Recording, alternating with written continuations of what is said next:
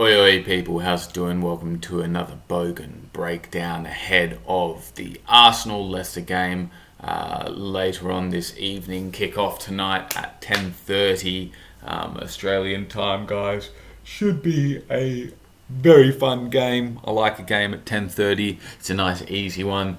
It does mean that I'm spending my Saturday night in, but that's fine. We'll stock up on some beers, we'll watch the footy. It's not a bad fucking Saturday really, to be honest.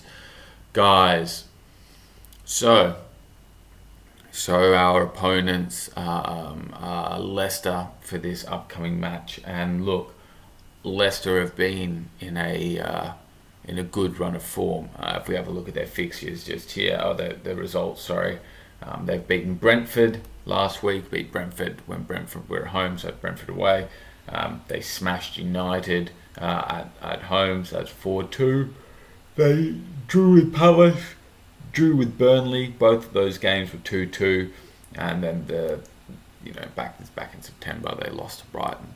So they've been in a decent run of form. Their results are definitely picking up. They're unbeaten in 4 Premier League games. They look like they have. It's an okay run of the games coming up for them. They've got us, Leeds, Chelsea, Watford, and Southampton. So, it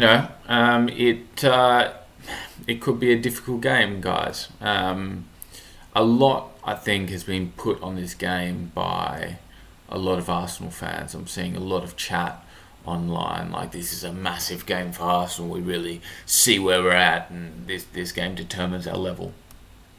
I do get that to a certain extent. I do realise that we've had alright results. They haven't been the best. There's been a couple of draws in there. We've had some impressive wins. But it's just another Premier League game, guys. It's just another Premier League game. It doesn't matter where. Excuse me. It doesn't matter where you get the wins. You just need to get them. I think of our last 10 games with Leicester, we've won 5. They've won 4 and we've drawn 1, so it's pretty even.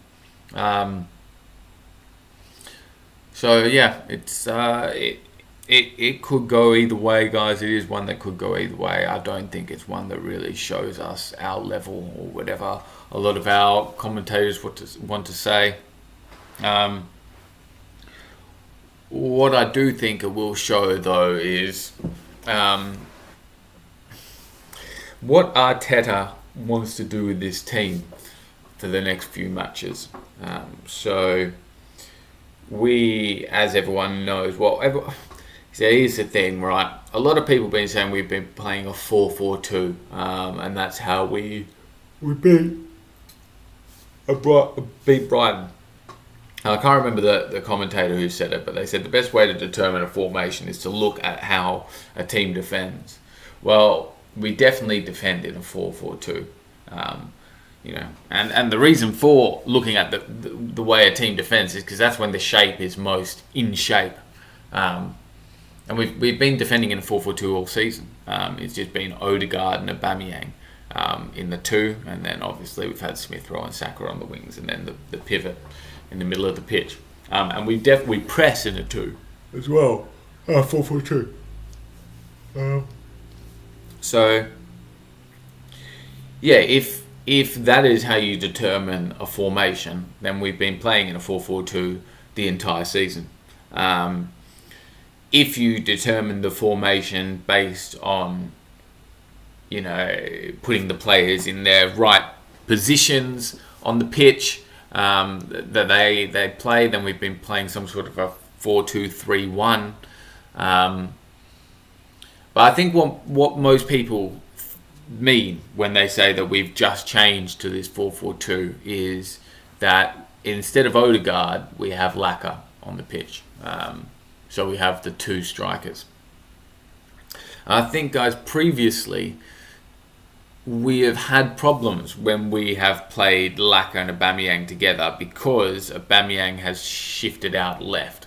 And to be honest, in our last game, I did think that, I saw Aubameyang on the wing. He was on the wing. We were in a 4-2-3-1 at times. But when we entered the final third, Laka and Aubameyang came into the centre of the pitch and occupied centre space. They got closer to each other, cut the distances, and made it a little bit easier for them to play off each other. Whereas previously, I think we have stuck Aubameyang out on the wing and basically told him to get chalk on his boots, which is not exactly what you want off your biggest goal threat, right? So that's what I think people mean when they say they want the 4-4-2. But what I mean when I say, we'll see what Arteta wants to get out of this team is that it seems to me that Arteta really likes Odegaard. I think he's had 8 games this season. He's created 8 chances, 1 chance a game for a player of, that's meant to be the main creative hub of the team is not fantastic. Will Arteta bring Odegaard back into the lineup? Will he stay with the quote-unquote 4-4-2, where we have Laka and Aubameyang playing together? I don't know. It's hard to say. For me, I would stick with what we were doing last game. I think that worked quite well. And my understanding is that Leicester have been playing, I don't know. I don't watch Leicester. I thought they play a back 4, but maybe mine was telling me they do play a back 3. And if they do have the 3, then we do want the 2 strikers there, in my opinion, and cut down the extra man that they have. And like to a certain extent, guys, football is a simple game. Really, you put your best players on the pitch, or you put the players that are in the best form on the pitch, and Laka is just undoubtedly in better form than Odegaard is at the moment. Odegaard has had quite an underwhelming start to the season, in my opinion. Excuse me again, guys. I must be tired. He banged a great goal, great free kick goal, but other than that, he's not done a lot. He looked alright in the Spurs game, in fairness as well, to be fair. Other than those 2 things, he's not looked great. And Laka, I don't know. He just seems to be possessed at the moment. I don't know if he's playing for a contract or playing for a move or what he's playing for, but he's playing for something, and he's doing really well. And hopefully him playing well will get more out of Aubameyang as well. So how would I line up, guys? Well, I'd line up the same way that we played the last game, but we may as well lay it out for everyone. So that's Ramsdale in goal. If Tierney's fit, I might be tempted to bring him back in. If he's not, it's Tavares. To be honest, Tierney holds bench if he's fit. Tavares was great in the last match. He gets to hold his place. So it's a meritocracy, isn't it? So fuck Tierney. Tavares at left back. Gabriel left centre back. Ben White right centre back, presuming he's fit. He just, I think Arteta confirmed it was a bug that he came off with. So yeah, Ben White, then right back Tomiyasu.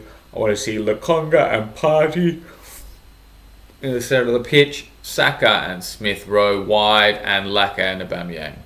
I feel like we have quite a few good little partnerships in that lineup. I quite like it. One more thing to say, guys. Is why we got the vintage jersey on today. It's Bobby PIRES' birthday. I know that a lot of people will not have seen Pires play for Arsenal.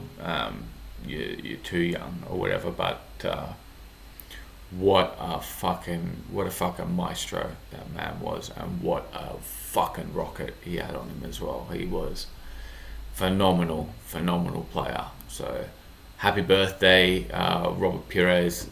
You just fucking ooze class. What a fucking bloke. Score prediction for the game, guys. It's a sticky one, because I do think Leicester have a better team than us. They've been playing together a longer time. Vardy is always a problem. Tielemans is a problem. Maddison can be a problem on his day. But I'm a positive guy.